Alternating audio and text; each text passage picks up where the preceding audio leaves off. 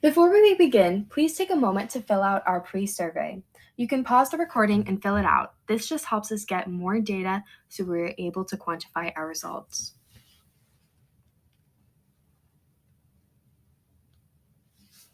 Hi, I'm Avery Habermacher. I'm Amanda Farrar, and we are two of the three project managers for the Vista Ridge High School Project Management Financial Literacy Project called Project AppAct. We all know how much the cost of college is these days. It's astronomical. But did you know that in 2021, only 68% of eligible students filled out the FAFSA, the largest federal aid program in the United States? With this number of applications being so low and the cost of college being so high, many students just like ourselves are being set up to face lifelong debt, or worse, opting out of college altogether, which has become essential in today's workforce. And that's where Project AppAct comes in. Project AppAct is dedicated to educating students about the importance of and processes of applying for financial aid, as well as the different financial aid opportunities for college, and successfully guiding them through the process of applications for financial aid.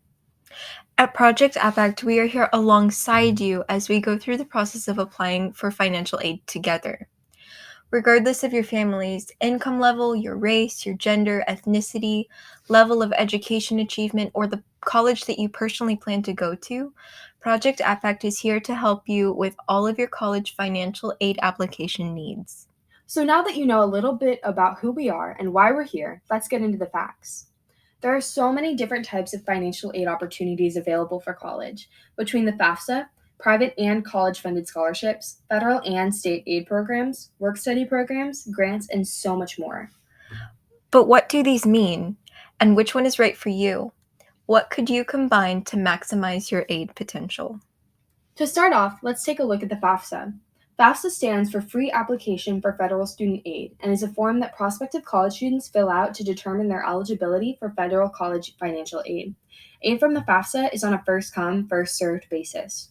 We recommend that each student fill out the FAFSA, as almost all students who fill out the form will receive some form of aid, and when looking at college expenses, every little bit counts.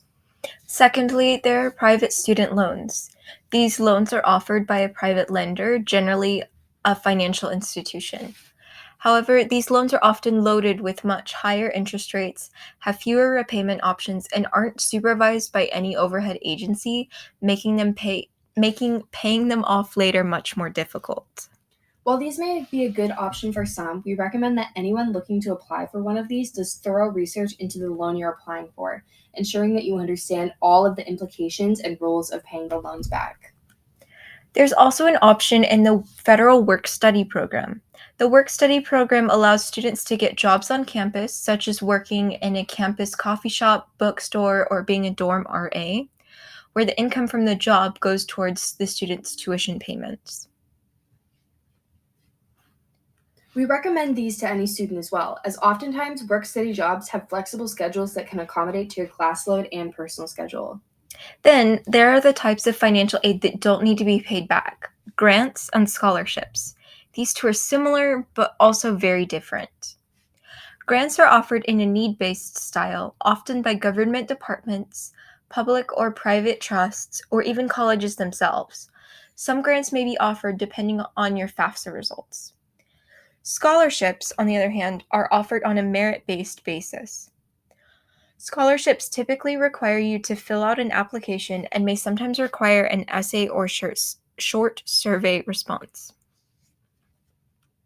Some scholarships are called micro scholarships, which are small, typically hundred or hundreds of dollar amounts, which can be awarded for students for very niche reasons, such as for every A you got in high school or being in a club.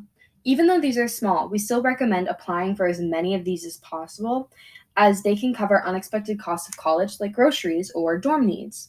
For example, if you haven't already, you should make a Raise Me account and input your grades and achievements to earn from colleges offering micro scholarships. This way, if you go to any of these colleges, you will have that money already in your pocket. The URL is www.raise.me. Additionally, we recommend that students apply to as many scholarships and grants as possible because they don't need to be paid back, and the worst response that you can get is a no. So, now we'll get into a little bit of how to apply for a scholarship. Step 1: you're going to want to contact your desired college admissions office. Do this by visiting the college admissions or undergraduate information website, and then you're going to inquire on your eligibility and the college's aid options because they vary per college and none of them really follow the same path.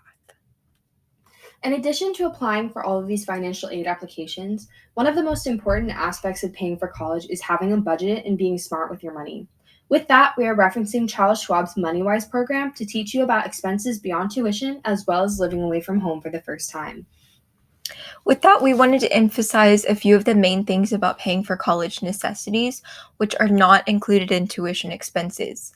This can be anything from the supplies that you'll use in your classes, like notebooks and textbooks, to your laptop or other devices. You will also need to pay for your insurance, like car or health if you have a car, and your rent or board costs. On top of that, buying food and dorm necessities like toilet paper, cleaning supplies, and groceries is critical.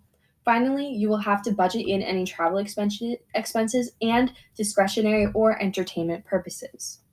Once you figure out all of your expenses that you will have living on your own, you will need to budget everything and stick to it, which means you will need to create a budget. Materials are available on our website and on the MoneyWise website. And you'll need a spending plan. You'll also need to figure out where your money is coming from. So, what portion of your budget will be covered by scholarships? What from the FAFSA or from loans? Will your parents be able to help you? Will you need to get a job to supplement your income? Don't worry, this isn't to overwhelm you, but we want you to think about these questions to make sure that you have a foolproof plan. This seminar is an opportunity for you to reflect on your current level of knowledge and planning for college expenses, as well as a foundation for what you should be doing to prepare for financial aid applications. That being said, there are lots of resources and guides available from the Schwab MoneyWise resources and resources linked on our website. Specific links that we think will be helpful and are important are available on our website as well. Going back to financial aid applications, let's go over some myths and misconceptions about financial aid. First of all, it's a myth that you only have to complete the FAFSA once.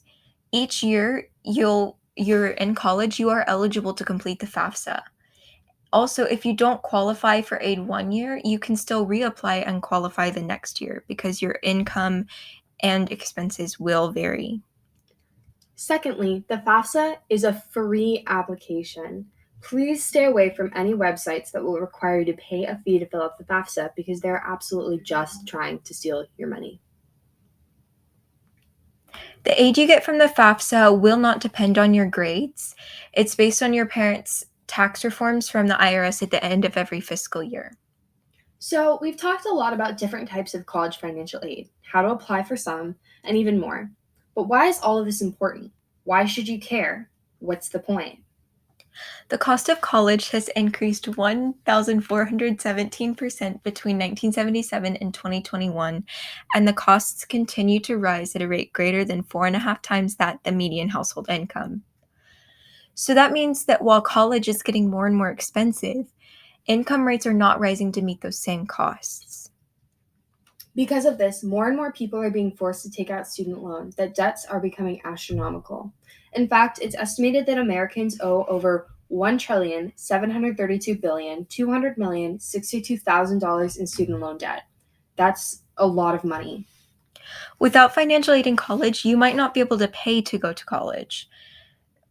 This means that you would have to take out student loans, which could mean that you face student loan debt for the rest of your life. We want to make sure that this doesn't happen to you and that you can properly plan and prepare yourself for the costs of college and this essential education. Before we leave you, let's go over some of the financial aid deadlines for the class of 2023. The deadline for the FAFSA for the class of 2023 is June 30th, 2023. Keep in mind that it is extremely important to start the FAFSA process early, as it is time-consuming and requires you to gather important information such as family tax documents and income information. As well, some schools may require you to complete the FAFSA early and may have a different deadline depending on your school district or school. Most other financial aid dates will fall around this time also, but we recommend contacting financial aid officers at the specific colleges you'll be applying to. This way, you'll know an accurate date for when you need to have submitted your information and applications to each college or institution you're looking into. We hope this information has given you an idea of what is ahead of you and how you might be able to prepare yourself for financial aid applications. We have additional information and resources on our website, so be sure to check that out. Finally, if you completed the pre-survey, please complete this post-survey, which can be found on the QR code now. Once again, you can pause the recording and fill out the survey. Thank you so much for your time and participation in our seminar. We hope you benefited from this experience and learned something. Have a great rest of your day or night.